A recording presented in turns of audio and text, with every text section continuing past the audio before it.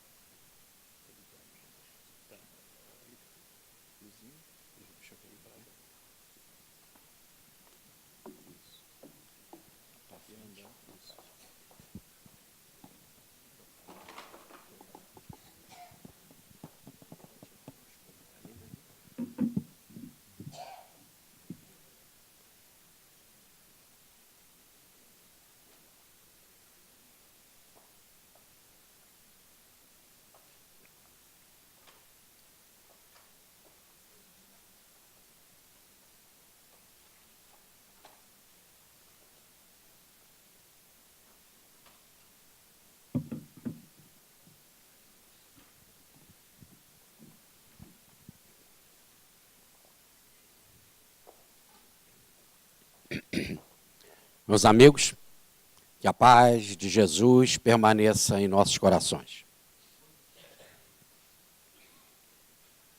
Vamos esperar aparecer a palestra.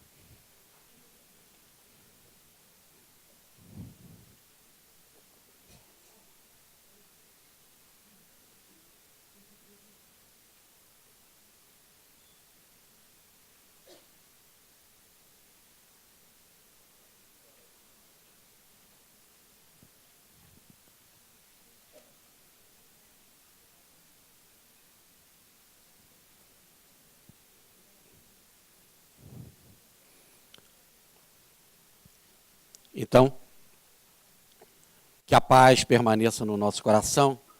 É uma alegria abraçar a comunidade ubaldiana das Minas Gerais, em especial de Belo Horizonte, e muito especialmente ainda através do nosso querido amigo comum de Ubalde, Rubens Romanelli, que eu, com tanto carinho soube reverenciar a obra do professor aqui nas montanhas de Minas.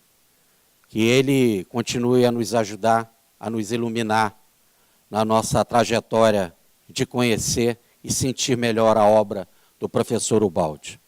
O tema que nós escolhemos é Cristo, da lenda e contestação a um exemplo de justiça.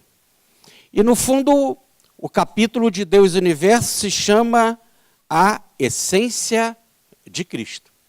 Então, no fundo, eu quero traçar com vocês a linha do tempo no desenvolvimento de maturação, não só do professor Pietro Baldi, mas dos seus leitores, deste tema, A Essência do Cristo. Assim, sem mais delonga, vamos refletir com o Baldi. Eis-nos neste longo caminho, chegados a esta grande figura central da história do mundo. Sinto que nessas páginas a visão se avizinha da concepção da essência do Cristo, em uma primeira aproximação, prelúdio de uma compreensão mais profunda que amadurecerá no último volume, com o qual será coroada a obra. Muito bonito. O Baldi diz que está num prelúdio, num processo de amadurecimento, e esse processo terminará no livro O Cristo. Faltavam ainda 14 livros. No entanto, eu fiquei com esta frase em mente. Eu disse, não, mas eu já li algo assim. e li em um balde. E é assim, então, que nós fomos procurar na obra do professor Pietro Baldi, conceito igual e semelhante. E encontramos no livro Ascese Mística. Já na primeira edição, de 1954, aqui no Brasil, em português, e na segunda edição, em 1956, também em português. Tradução do nosso querido professor Romanelli, de Clóvis Tavares de Campos, do nosso Jerônimo Monteiro. E lá nós vemos também que na terceira edição de 1983, da nossa antiga Fundação Pietro Baldi, hoje Instituto Pietro Baldi, encontramos também conceito semelhante. E é interessante que esta obra, nós estamos vendo aí com carinho, nos dada por Amaral, porque os 24 volumes da obra do professor Pietro Baldi, mais as biografias complementares escritas pelo Amaral, nós recebemos com a carinhosa dedicatória dele. Foi realmente um grande trabalhador para a divulgação do pensamento do professor Pietro Baldi, a quem eu peço a nós uma grande salva de palmas.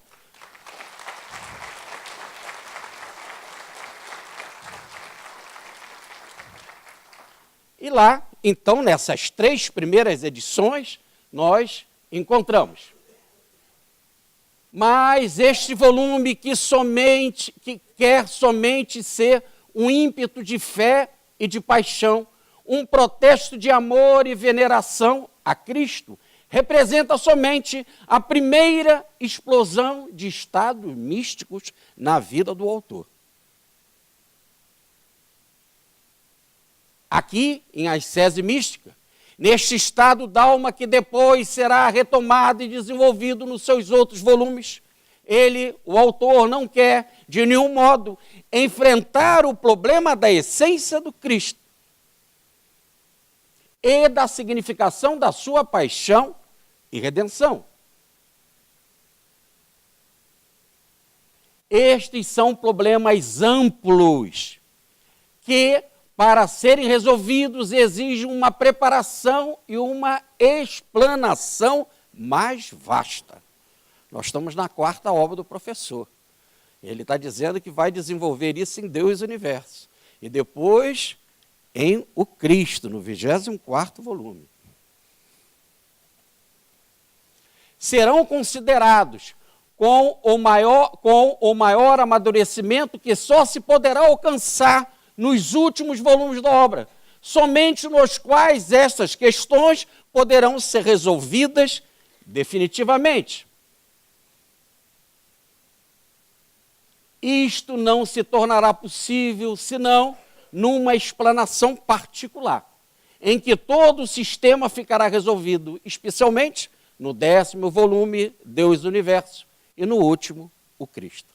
Aí é aquilo que eu falava para vocês, né? Que eu já tinha escutado isso de Deus e o Universo em algum lugar. Estava onde? Na primeira edição de 54, na de 56 e na de 1983 da Fundação Pietro Baldi. Muito bem.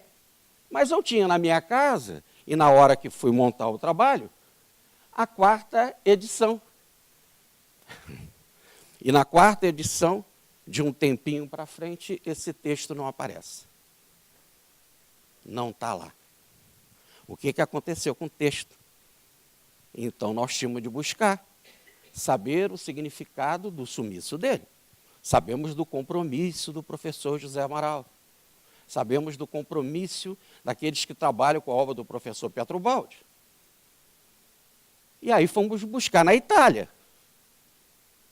Procuramos a nossa Teca Oliveira, lá de Folhinho, e pedimos que ela trouxesse para nós uma cópia da edição primeira da Grande Síntese de 1939. Eu já tinha lá em casa, devidamente surrupiada da casa do Ferdinando, a edição de 1984, da Ascese Mística. E a edição de 39 e de 84 na Itália, as duas estão perfeitamente iguais. E perfeitamente coerente com aquela quarta edição da Fundação Pietro-Baldi, em que o texto sumiu. O que se passa? E o que tem de novo nesta edição? O pedaço do texto que sumiu e mais algumas páginas. Cristo nos revelou na sua ação o mistério dessa reabsorção da dor em amor. Cristo vai a reabsorver a dor em amor. Muito bem, esse pedaço está lá, em todas as edições. Mas esta outra parte, devo discorrer sobre esses problemas, porque são eles a substância da obra do Cristo, o ponto fundamental também para poder entender Cristo, essa reabsorção da dor em amor. Esse texto não aparece na primeira e na segunda edição, mas aparece já nas da Fundação Pietro-Baldi.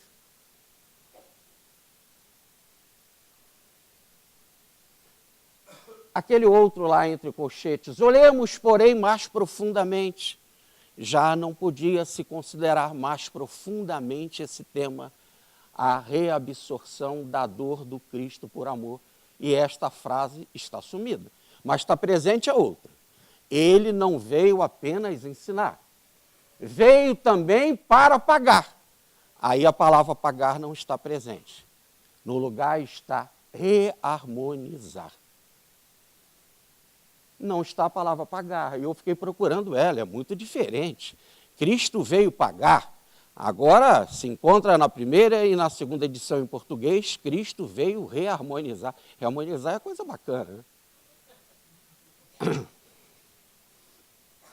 Mais ainda, a frase, o pensamento continua, não somente para mostrar o princípio da expiação necessária, mas para sofrer ele próprio, com seu tormento, essa expiação. E a palavra não está expiação. Está na quarta edição da Fundação. Mas na primeira e na segunda está reharmonização. Eu achei estranho, porque a mesma palavra traduzida para pagar, por reharmonização, é a mesma que traduz a palavra expiação. Está estranho. E era muito estranho mesmo. E isso, evidentemente, não causa nenhum demérito, mas nenhum, absolutamente nenhum, às almas extraordinárias de Jerônimo Monteiro, de Clóvis Tavares e de Rubens Romanelli. Sinais dos tempos. O professor Pietro-Baldi não tinha nem tido a visão da queda. Como mostrar isso?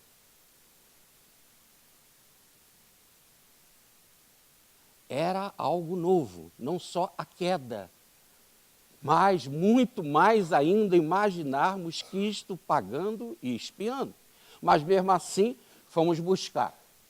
Fomos para o original em italiano, tanto da primeira edição italiana como da última de 1984.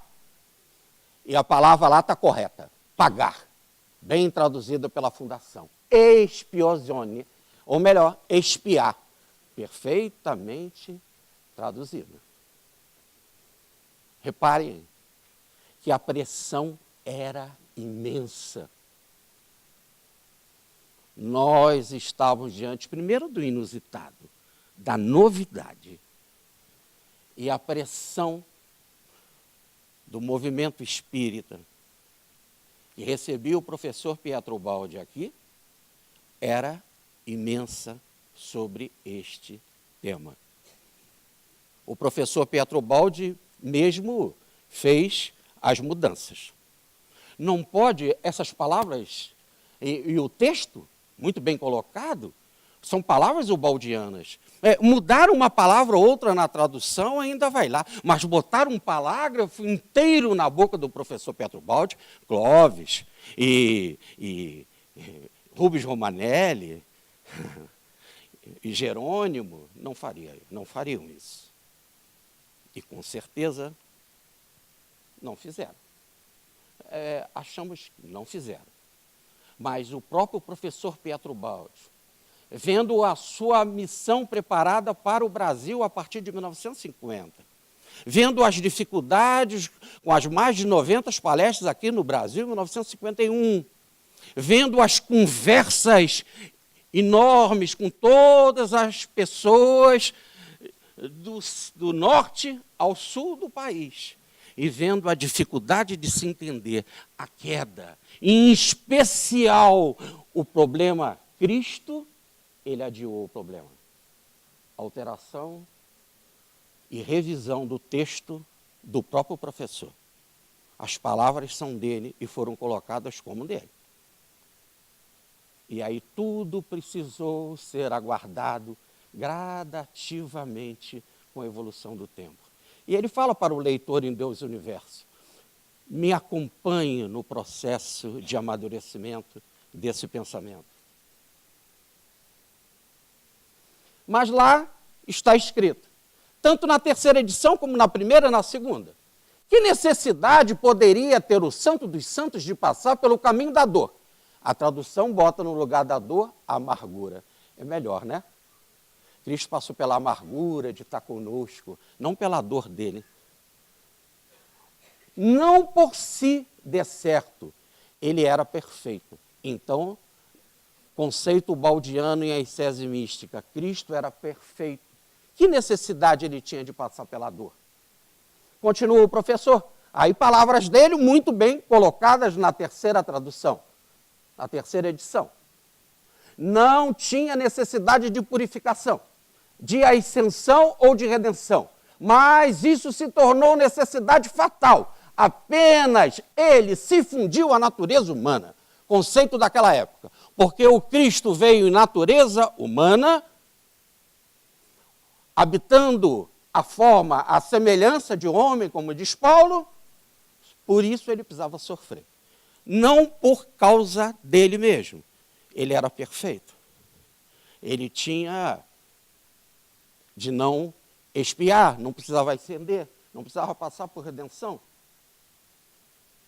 Mas precisava, porque entrou na forma humana, pagar e expiar. O pensamento não estava completo, estava meio capenga. Por que então entrou naquela forma? Mas não precisava. Se não precisava, por que entrou? E por que teve de passar pela dor, mas não é dor? Mas é amargura. Então, nós estamos vendo que estamos num pensamento de construção e que não era isso bem que o professor queria nos mostrar, mas o engessamento da lenda e da tradição precisava passar pela contestação. E o Baldi vai começar essa percepção. Reparem que na edição de 1954, como na de 1956, a editora bota um prefácio. Lê-se, prefácio feito, evidentemente, pelos editores, em especial a figura querida do professor Clóvis Tavares, que abrigou o professor Pietro Baldi aqui no Brasil. Eu vou fazer apenas uma síntese do que foi colocado nesse prefácio. O texto de ascese mística, diz a editora, do presente volume, é quase integralmente. Não é integralmente, por isso que estão faltando aquelas páginas e mudou algumas coisas. É quase integralmente.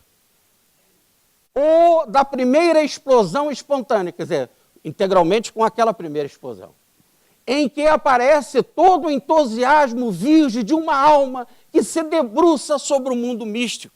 O Baldi é uma alma mística, o Baldi é uma alma virgem, quase ingênua, que se debruçou sobre o mundo místico, estava tateando. Deve ser relevado essa falta de visão plena. Estão percebendo? Inexperiente, quem é inexperiente? Professor Ubaldi? Inexperiente dos julgamentos humanos, ele não conhecia a alma humana que ia passar a perna nele. Fala ele em primeira pessoa e conta tudo de si mesmo, tão conturbado por esta nova experiência. Ele estava tão entusiasmado que não prestou atenção que o ser humano ia ser contra o que ele escreveu. Como se o ser humano fosse ser contra e ele não fosse escrever e não cumpriria a missão. Como Jesus, percebendo que os fariseus eram contra ele, ele aqueceu. Como pode? Ai de vós, víboras e fariseus, dizia ele.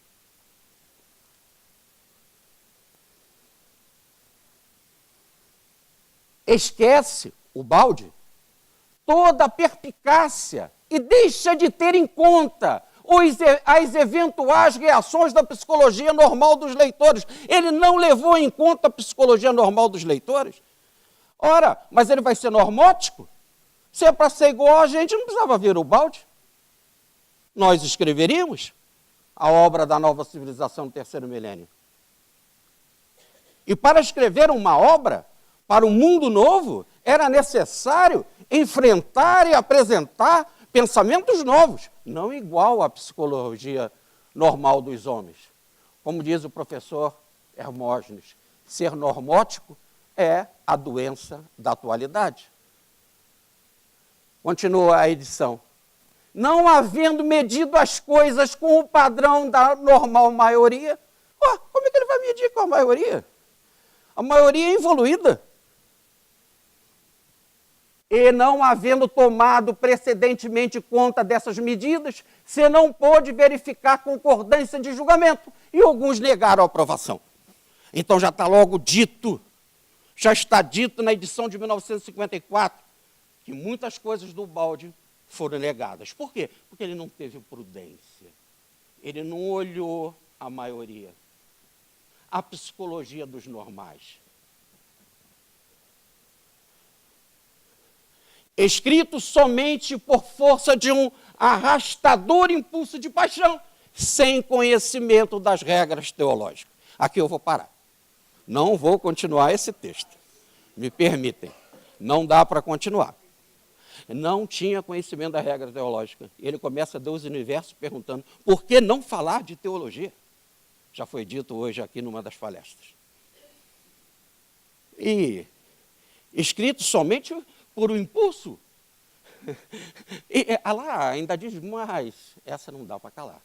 Foi um impulso instintivo, quando nós sabemos que a obra de Ubaldi é um impulso intuitivo, não instintivo. Instintivo é da psicologia normal. E aí eles falam, foi por causa disso que o índice pegou ele. Ora, mas o índice pegou o professor Petrobaldi em novembro de 39. Ele escreveu a grande síntese, o índice não pegou ele. O índice. Ele escreveu as grandes mensagens, o índice não pegou. Escreveu no Uris, o índice não pegou. Escreve a Exégese Mística falando do problema crístico, o índice coloca ele imediatamente lá. Ora, e os editores do Brasil falam precisamente disso. Ele não tinha conhecimento de teologia. Não olhou o pensamento normal da maioria. E sendo assim, o índice pegou ele. Pegou lá e aqui. O índice lá é o índice da Igreja Romana. O índice aqui é o do Espiritismo. Tinha de ser o texto adaptado. Ubaldi pensou bem, sua voz mandou ele vir para cá. O teatrinho mostrou muito bem, receba esses nossos amigos, esses amigos que eu te dou. Ele, para nos abraçar, conviver conosco, tinha de dar tempo ao tempo e deixou tudo com o tempo. Vamos ver a essência, a essência de Cristo na linha do tempo. Em 1939 saiu a primeira edição na Itália, completa, edição em italiano. Em 1950, início da primeira edição de Ascese Mística em português. Ver nota da edição de Ascese Mística, nessa parte tal, onde tem uma carta do professor Pietro Baldi, de 3 de maio de 1950. E a tradução, Clóvis Tavares, Rubens Romanelli e Jerônimo Monteiro. Então, no dia 3 de maio de 1950, eles já estavam cuidando da tradução de Ascese Mística. E já tinham mandado uma carta para o professor Pietro Baldi pedindo explicação. E o professor Pietro Baldi deu as devidas explicações. Está em nota de rodapé, que consta até hoje. Agora observe, em 1950, o professor Pietro Baldi ainda não tinha tido a visão de Deus e universo, que só vai acontecer nos preparativos da Páscoa de 1951. E como então nessa edição ele está falando de Deus e universo? Foi a edição adaptada para o Brasil para 1954, onde que já tinha Deus e universo, revelado espiritualmente. A adaptação, por necessidade, por sobrevivência de um ideal. Em 1951, visão de Deus e universo antes da Páscoa de 51. Viagem para o Brasil de junho a dezembro de 51. Aqui a pressão. Aqui ele recebeu a pressão. Como é que é o negócio do Cristo? E ele começa a falar da queda. Falar, porque ainda não tinha o livro. Ele começa a falar. E em 1952 é que ele vai escrever o livro na Itália, Deus e Universo. Escrever e não publicar. Ainda não tinha o texto. Em 54 sai a primeira edição de Ascese Mística. Tá aí, olha, já baseado em toda a experiência, encontro do professor Pietro Baldi aqui no Meio Espírito. Em 54, Deus e Universo, primeira edição. E aí ele também, Deus e Universo, não enfrenta o problema crístico em profundidade. Em 1956, segunda edição, tudo igual, nada se altera. O livro foi vendido. Era para a psicologia dos normais. Os normais compraram. De 1970 a 71, começa a redação do livro O Cristo, onde ele vai enfrentar o problema definitivo da essência do Cristo. Em 1974, o livro Cristo sai de forma incompleta, pela uma edição em São Paulo. Em 1983, sai a terceira edição, revista e incompleta ainda do nosso querido Amaral. Mas já revista. O ponto pagar, está pagar. O ponto espiar, está espiar. Mas páginas não se encontram ainda. Aliás, esta edição, a de 83, é a que está no site do Instituto Pietro Baldi até hoje. Na de 84, a Ascese Mística, a segunda edição italiano, igualzinha à primeira de 39, sem mudança na Itália. Na Itália não se enfrentou esse problema. Em 85, sai a segunda edição completa do Cristo. Em 1988, a edição Ascese Mística, a quarta edição em português, aí revista completa. O livro é de 39. Só em 88 saiu como o Baldi queria. Entenderam o que é a luta do antissistema?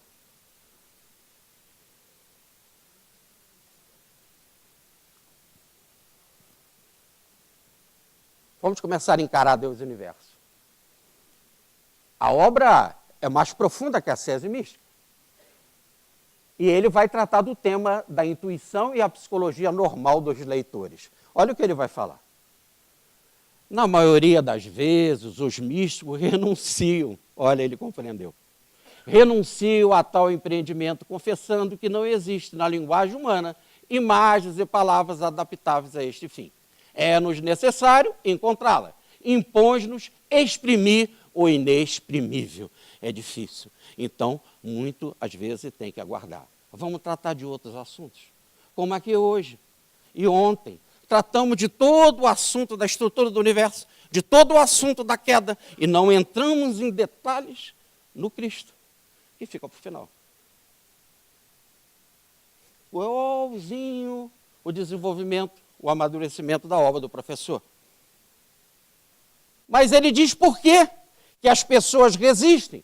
Porque é uma espécie de rebelião psicológica. Os normais fazem rebelião, porque os normais são frutos da queda.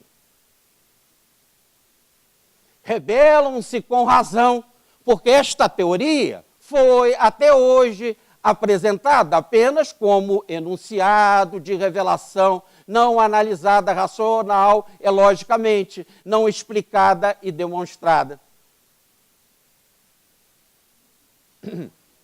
Não demonstrada. Não demonstrada. Bom, e aí, no caso,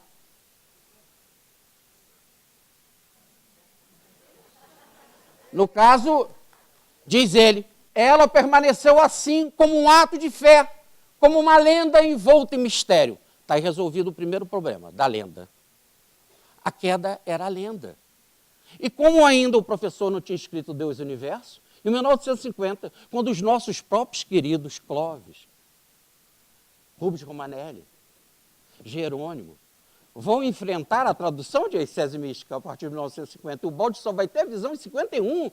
O que eles conheciam da queda? A visão sem razão, a visão da lenda, a visão como ato de fé. E se eles que são tão maravilhosos e tão queridos amigos do professor Pietrobaldi ainda oscilavam em compreensão como essa, o que dirá, quiçá, a maioria normal daquela época que recebeu o Baldi em nossas terras. E o Baldi vai falar precisamente em 1954, quando a obra é publicada, o que se estava passando. Porque se ele escreveu ela lá na Itália em 52, já era reflexo do que se passava aqui, de tudo que ele ouviu em 51. E mais ainda o problema do índice de 39. E ele vai falar que é um problema de preconceito de grupo. Agora aqui ele vai falar precisamente para nós, os espíritas. Quanto mais se medita na teoria da criação progressiva, mais se torna esmagador o acúmulo de absurdos. Se alguém, por preconceito de grupo, pôde desagradar a teoria da queda dos anjos, apenas porque ela é admitida pela teologia católica, na forma de lenda, incumbe-nos afirmar que nos preocupamos somente em conhecer a verdade e que a aceitamos aonde quer que ela se encontre, desde que convença e satisfaça, independentemente de qualquer preconceito de religião, escola filosófica ou grupo humano. Não escrevemos para uma religião em particular. E aconteceu da teoria da queda ser aceita pela igreja em forma de lenda. Mas se não fosse, também enfrentaria este problema. E aí o que trata Deus e o Universo? Qual foi o ponto a mais em que ele vai em Deus e o Universo, que é o objetivo do nosso encontro? Ele começa a falar para os escritores comuns da vida de Cristo.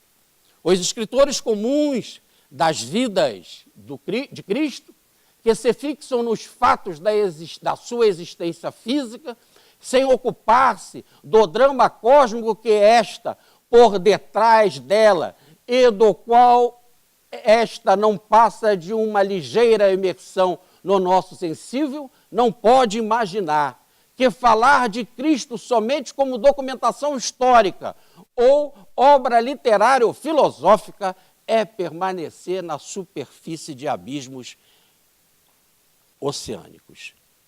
E se os grupos têm preconceito, eu não escrevo para preconceito de grupo mais agora.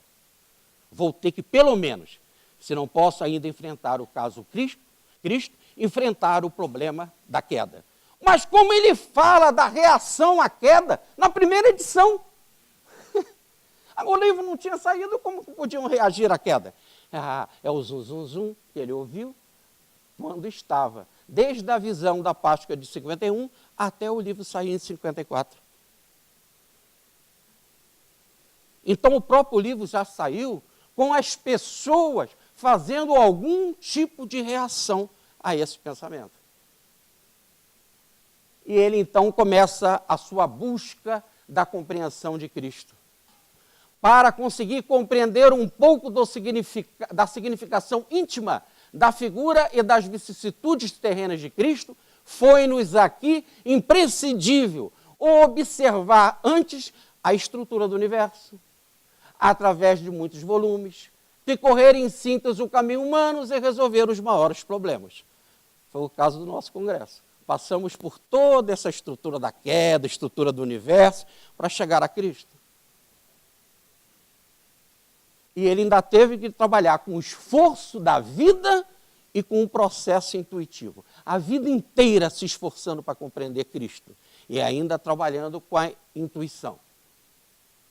Foi assim necessário o esforço de uma vida inteira e o auxílio de estados especiais de intuição. E nos encontramos ainda no limiar. E temos que percorrer ainda outros volumes antes de nos ser permitido entrar no templo. Entrar no templo, estar com Cristo, ser um com Cristo, sentir Cristo. Só no final da obra.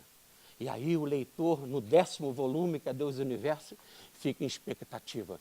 Faltam 14.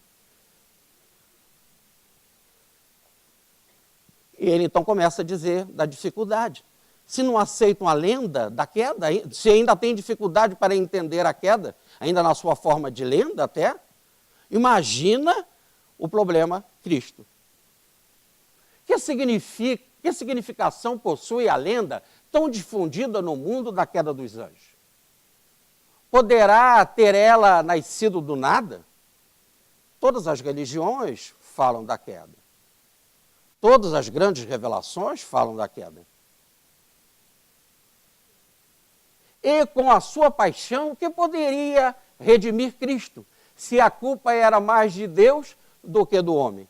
Ora, se foi Deus que criou assim, o que Cristo pode fazer? Por essa paixão, a humanidade se redimiu. Então, mais da falta de Deus do que das suas próprias. Isso é lenda, muita lenda. A culpa é de Deus. Aliás, é mais fácil a gente culpar Deus. A resistência à aceitação da queda é o nosso orgulho, a ignorância, fruto do orgulho, já foi dito aqui. E mais que isso, essa resistência é ótima, porque a culpa é sempre de Deus. Na historinha de Adão e Eva, é muito legal. Porque Deus fala, não coma desse fruto da árvore proibida. E Eva ofereceu para Adão e Adão comeu. Mas na tardinha, no Éden, era comum Deus visitar e conversar com Adão e Eva. Ele foi para um bate-papo na tardinha e procurou Adão. Onde estás, Adão? Estou aqui atrás da árvore. O que você fez para se esconder de mim? Começa o processo de culpa. É porque a mulher que tu me deste, me deu o fruto e eu comi. A culpa não é minha. Foi tua, foi você que me deu essa mulher. E ele chama Eva. Eva, por que você fez isso? É que a serpente mandou eu comer, aí agora até animal fala. E como Deus criou os animais, a culpa é dele também. É muito fácil culpar a divindade. Então, o processo de resistência à queda, fruto do nosso orgulho, é melhor colocar a culpa na criação. A culpa é em Deus. Este seria, diz Ubaldi, o mais escandaloso triunfo da injustiça. Colocar Cristo para sofrer sem merecer, para nos redimir, e a gente não tinha a culpa. A culpa era do Pai, que ficou profundamente arrependido da desordem que fez. Continuou Ubaldi analisando essa lenda. Um dia, olha Deus desesperado, diz Ubaldi. Um dia desperto, Deus é que despertou, não a criatura humana. Um dia desperto de tão horrível obra, exclusivamente sua, Deus se arrepende e, para redimir o mal, verificando que o homem por si não consegue sair desta imundície, envia Cristo, o Filho dileto, também ele inocente, para ser sacrificado por um Deus injusto, para pagar um débito que ninguém contraiu, nem Cristo, nem a criatura, ambos inocentes, a culpa é de Deus. e todo mundo está livre. Afinal, Jesus foi um cara legal. Da Ibope vende livro, o cara que mais vende livro no mundo. Então, é lenda? Continua o balde. Mas então, agora ele entra no problema. Qual a diferença entre o ser humano comum e Cristo? Vamos primeiro para o ser humano. O primeiro representa a imperfeita expressão do pensamento de Deus, com um espírito que se ofuscou pela queda e corrompeu-se na sua posição periférica, que é o seu ambiente devido e merecido naturalmente. Então, o homem é um ser que foi criado por Deus, mas corrompeu. Quem é Cristo? Cristo representa a expressão perfeita do pensamento de Deus, como um espírito perfeito, incorrupto, projetado apenas por amor e missão de bem a bem da periferia. Então, para o livro Deus e Universo, Cristo é perfeito. Não vamos encarar este problema ainda. Vamos encarar o problema que sempre foi visto como lenda, o da queda.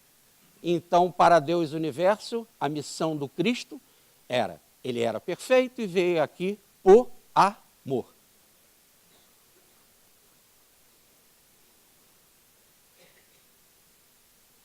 Ora, diz mais Deus e o Universo, aqui num momento de extrema beleza, de extremo sentimento do nosso professor Pietro Baldi.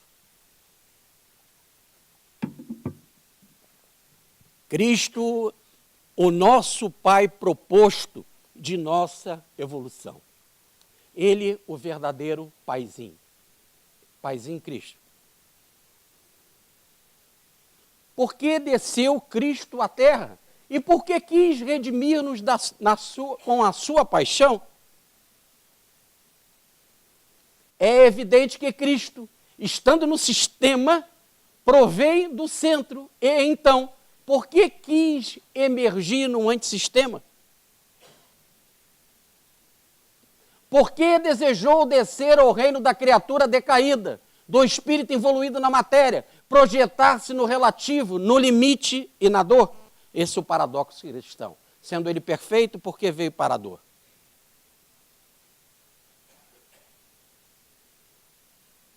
Cristo veio à terra a fim de sacrificar-se por amor. A sua paixão é um mistério de amor. Então, livro Deus e Universo vai aprofundar a ascese mística. Na ascese mística ele levanta a ideia do pagamento e da expiação. Mas diz também que o Cristo era perfeito. Agora ele mantém, Cristo é perfeito. E a sua vinda aqui é algo extraordinário. É manifestação de amor. Vamos trabalhar muito isso, porque isso é verdadeiramente lógico, lindo, maravilhoso. Isso é realmente a essência da missão de Cristo. Mas não explica tudo. Continua o balde em Deus e Universo. É a redenção por amor. Sim, o Filho perfeito, sem culpa, quis permanecer irmão do Filho decaído, para redimi-lo e fazê-lo retornar à antiga perfeição. Filho perfeito, filho decaído, é irmão nosso. Agora Cristo é nosso irmão.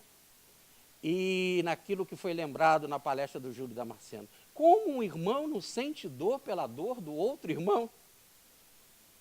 Assim, Cristo, sentindo dor pela dor do irmão imperfeito, vem aqui entre nós, numa missão de amor, para cuidar da nossa doença da imperfeição e restabelecer a ordem do caos que provocamos. Mas chegou o Cristo, que é a visão atual, e ele explica. Chegamos hoje em 1970, 39, 51, 1970. Chegamos hoje em 1970, aquele último volume, e com ele aquela pré-anunciada, mais profunda compreensão. Ele sabia.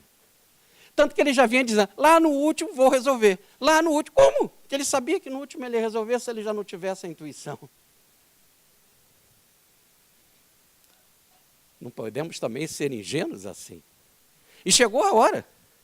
E como tudo programado e devidamente programado, chegou a hora de ser o problema resolvido. O tão anunciado, aquela pré-anunciada compreensão. Definiu-se agora com maior precisão, graças ao amadurecimento alcançado.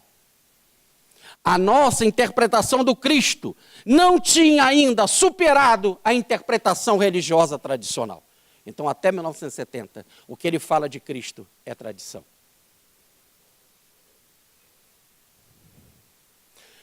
Até 1970, o que ele fala do Cristo é tradição. Porque os irmãos de outras religiões cristãs também têm que o Cristo veio aqui por amor. Esse é o paradoxo cristão. Ele, na sua perfeição, e por imenso amor, veio e desceu até nós para nos resgatar. Agora, então, em 1970, ele vai explicar. Perdão. Esse é um livro de batalha, feito não para descansar, mas para pensar. É extraordinário um homem com 85 anos falar um negócio desse. No final do livro, da sua obra, depois de 24 volumes, ele dizia isso, não escrevo um livro comum, é um livro de batalha. Não é feito para descansar. Agora você já compreende. Então, coloque a cabeça no travesseiro e descanse. Está aqui uma síntese. Não é um livro para descansar. É um livro para pensar, para sacudir. E ele então vai explicar. É um caso de justiça.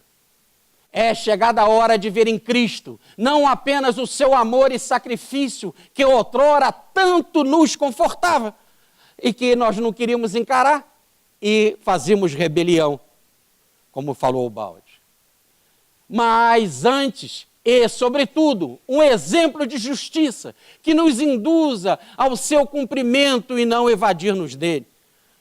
Cristo veio para nos mostrar o caminho, Cristo é GPS, mas se a gente não caminhar, não saímos do antissistema. Cristo mostra o caminho, eu sou o caminho. Se a gente não fizer o caminho, não chegamos.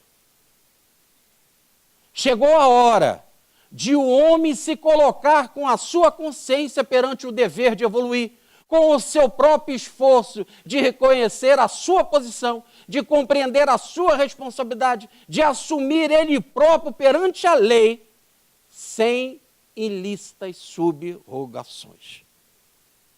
Depende de você. Cristo te apontou o caminho. Ele é mestre. Está em Mateus, no capítulo 10, no capítulo 23, versículo 10. A ninguém chameis mestre, só tendes um mestre, Cristo.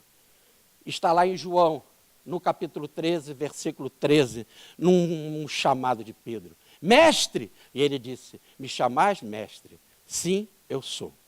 E ele veio como mestre. Um mestre de imensa estatura, para nos mostrar o nosso caminho. Mas nós temos que encarar a lição. Nós temos que fazer o dever de casa, senão não passamos de ano. Vamos ficar mais uma vez em repetição. Havia no movimento espírita, havia não, porque a desencarnação não mata ninguém, um homem chamado Jacques Samoabe, um grande espírita. Ele era francês e judeu. E certa vez ele fazendo uma palestra, disse assim, abre o olho, vocês não caminharem no bem, vem aquele planeta aí, ele esqueceu o nome do planeta, que era o Chupão. E ele esqueceu, ele vai, vem aquele planeta aí, e vai levar vocês.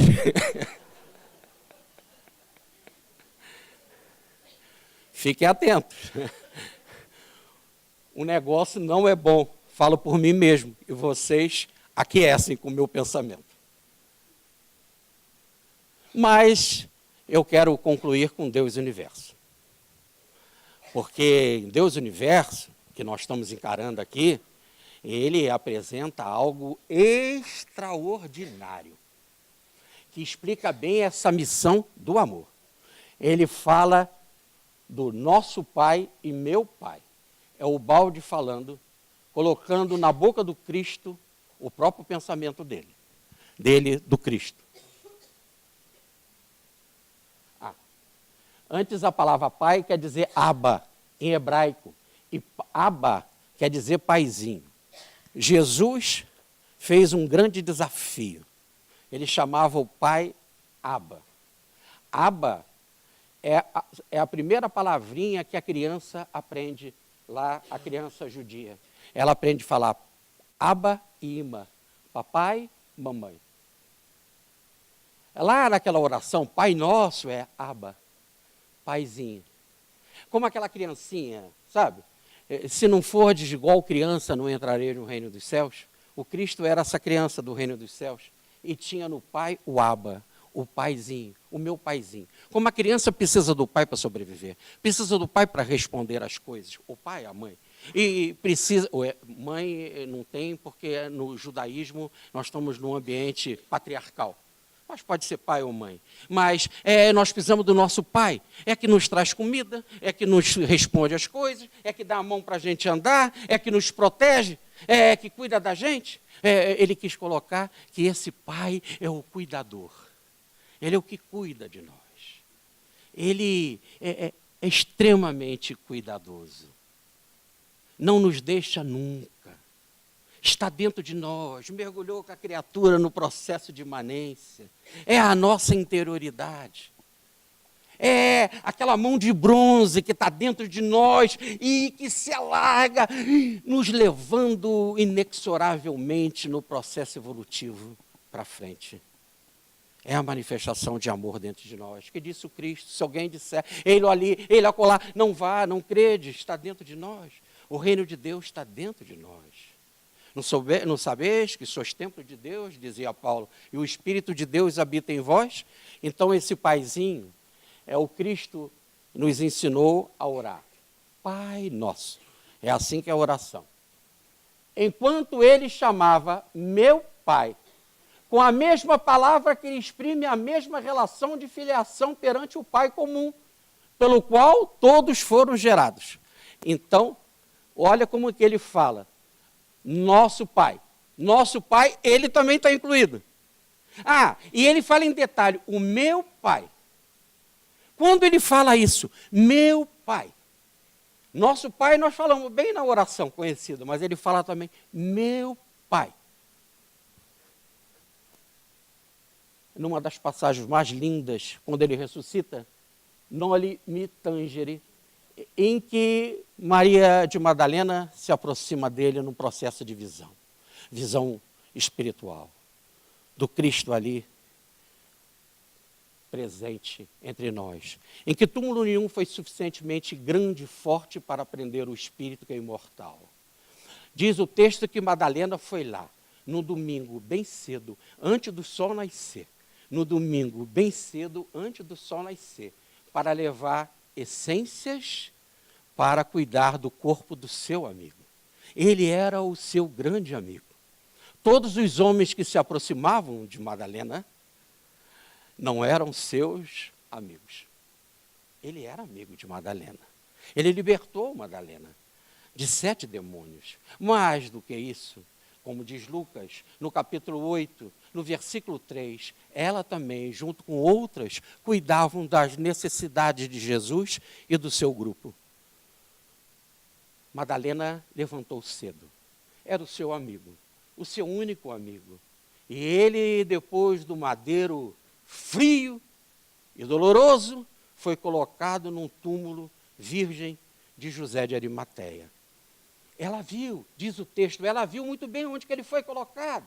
E no domingo, bem cedo, ela foi lá para ter o encontro com a vida. Disse-lhe Jesus, Maria, inesquecível expressão. Maria, ela virando-se, lhe disse em hebraico, Rabone, que quer dizer mestre, mestre querido, mestre queridinho. Jesus é nosso mestre.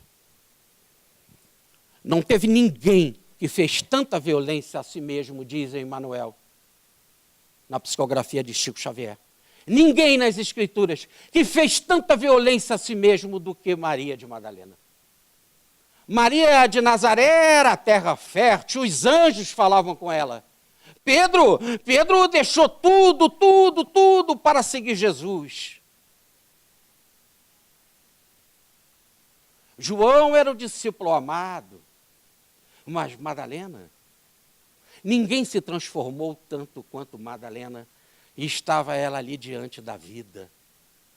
Nunca ficou alguém na humanidade assim tão presente diante da vida. Era ele ali, era o seu amigo, era o seu libertador, presente ali. E ela, mestre, e ele falando com toda a intimidade, Maria, num gesto de amor extraordinário. Ele desceu numa missão por amor, diz o professor Pietro Baldi. Essa é a essência, é a substância da sua descida entre nós. E ele então fala com ela. Disse-lhe Jesus, não me toques, porque ainda não subi para o meu Pai, mas vai a meus irmãos e diz-lhes que subo a meu Pai e vosso Pai, a meu Deus e vosso Deus.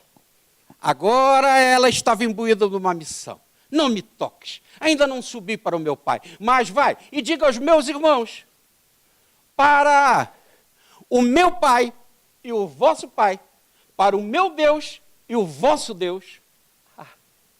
Que Pedro era filho do Pai, irmão de Jesus, que Maria de Nazaré era filha do Pai, irmã de Jesus e mãe, que Pedro e Tiago e todos, mas ali ela está falando, ele também está falando com Madalena, meu Pai e vosso Pai, meu Deus e vosso Deus. Ah, Madalena, ele também, você que é considerada a menor de todas, a mais insignificante de todas nas páginas escriturísticas, também é minha irmã. E Deus, que é meu Pai, é teu Pai também. Não poderíamos receber revelação maior assim. E isso é conselho para todos nós. Hoje nós sabemos que esse Cristo que veio por amor, que é nosso mestre, é nosso irmão, independente de todos os nossos erros, ele é nosso irmão. Mais que isso, ele nos anunciou que como ele, nós temos o mesmo Pai, o Pai dele é o nosso Pai. E como o Pai cuida dele, e o Pai não faz asepsia de pessoa, como ele mesmo falou, também cuidará de nós com o mesmo amor, com o mesmo carinho, com a mesma dedicação, com o mesmo cuidado que cuidou de Jesus. E por fim, vem o indecifrável. Por que não me tocas? Não me tocas. Naquele momento sublime, o mais sublime da história, o momento que o túmulo não foi suficientemente grande para prendê-lo. E ele diz, não me toques. A obra Os Quatro Evangelhos de Rustem, e aceitamos plenamente, diz ele não estava com o corpo materializado, e ela pegaria no ar. Perfeitamente. O nosso querido Chico Xavier levanta uma hipótese muito interessante, misteriosa, mas muito interessante, é que nesse intervalo entre a cruz e a ressurreição, diz o nosso Pedro numa de suas epístolas, ele desceu aos infernos e esteve com os espíritos sofredores e não estava vibratoriamente preparado para Maria tocá-lo. É possível, ficamos meio assim, mas é Chico Xavier, vai o nosso respeito.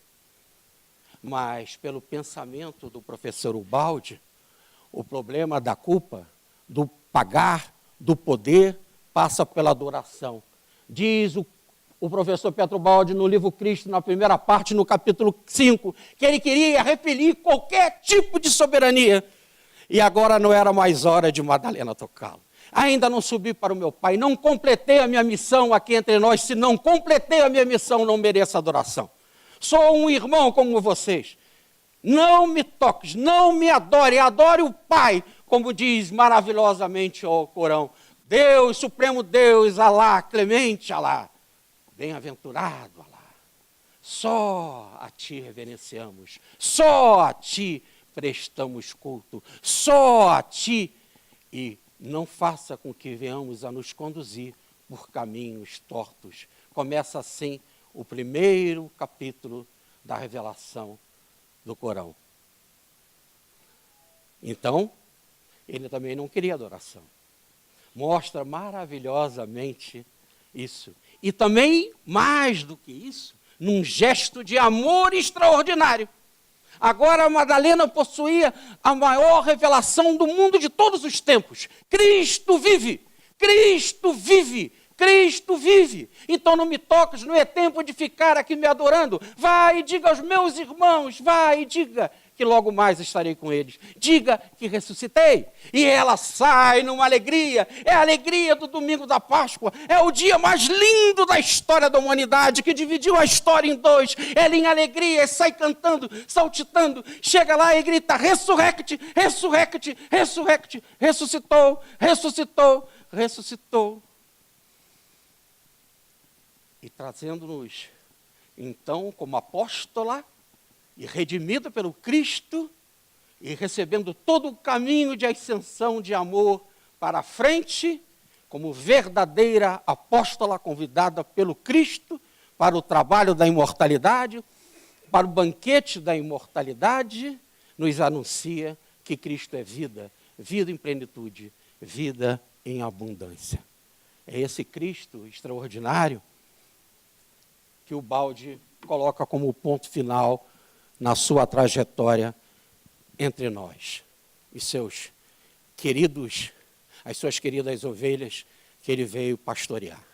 Que será da Jerusalém humana sem o bordão, o cajado do pastor? É esse Cristo que ele nos apresenta. Um Cristo amor. Um Cristo que nos apresenta o Pai, mas que nos apresenta, antes de tudo, também a sua condição de nosso irmão, mas de nosso mestre, porque aponta caminhos.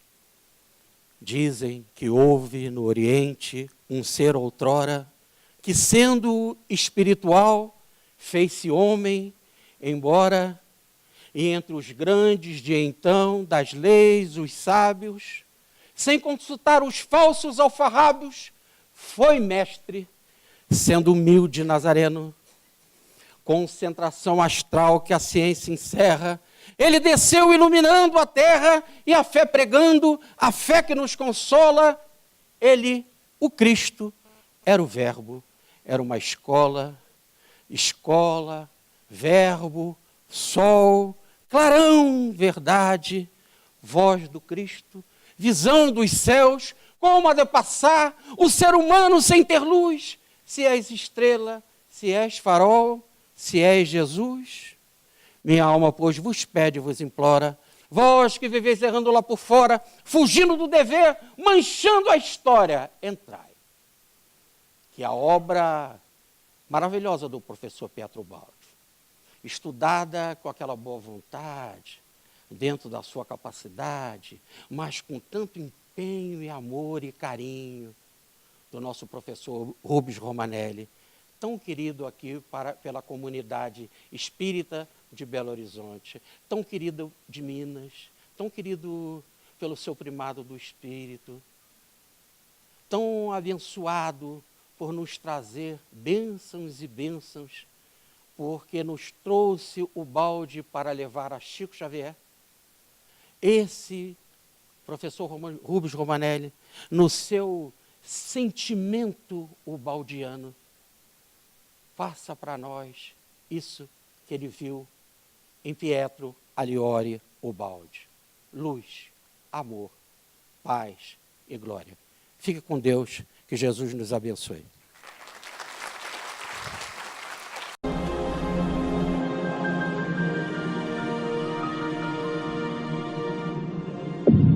Ibis Instituto Brasileiro de Benemerência e Integração do Ser. www.ibis.org